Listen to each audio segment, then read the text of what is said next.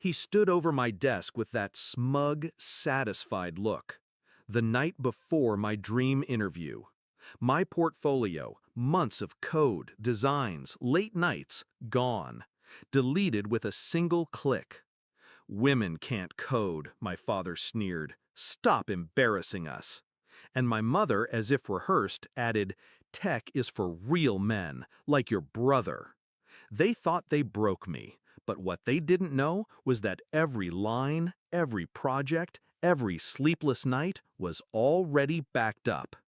I should have been shocked, should have crumbled, cried, begged, but I didn't, because betrayal has a sound. And it wasn't the click of that delete button. It was their silence every time I tried to show them what I built. It was the way my brother's average report card got framed, while my wins were treated like accidents. I'd been preparing for this moment all my life. I stared at the blank screen they left me. I didn't panic. I smiled. Because in my world, nothing is ever really lost. I remembered the first time I told them I wanted to code. I was 13, glowing, full of hope. Dad laughed so hard he wiped tears. "Try cooking instead," he said. Mom shook her head. "You'll never compete with men."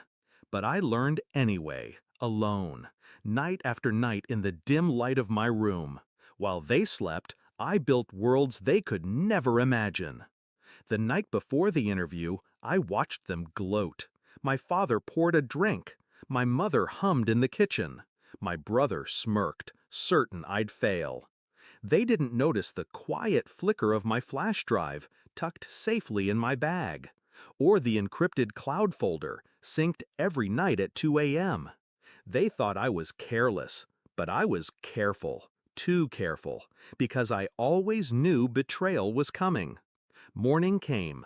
I left the house in silence, their laughter still echoing behind me. At the interview, I pulled out my laptop, connected to the cloud, and there it was, my portfolio, untouched, perfect. The panel leaned in, impressed. They asked about algorithms, scalability, architecture. I didn't stumble, didn't hesitate.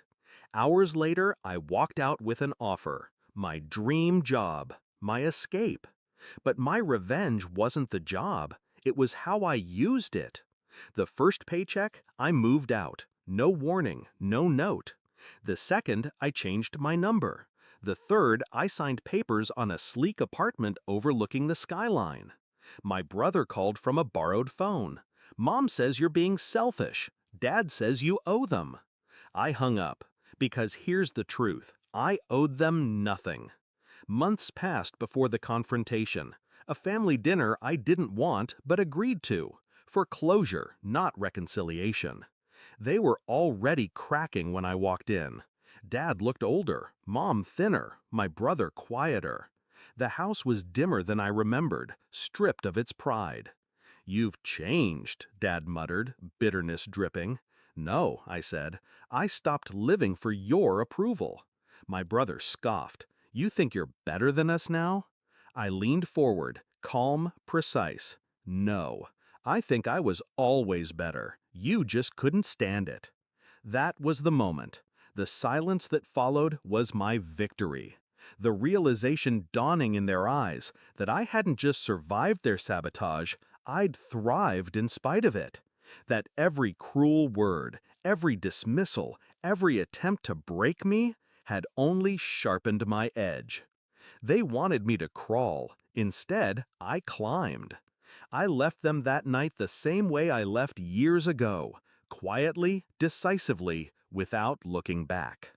They say revenge is served cold, but mine was warm, precise, unfolding in real time as they watched me succeed in a world they swore I didn't belong to.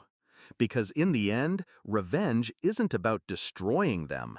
It's about living so far above the life they tried to trap you in that they choke on their own disbelief. He deleted my portfolio, but he couldn't delete my future. And that's the part that kills them most.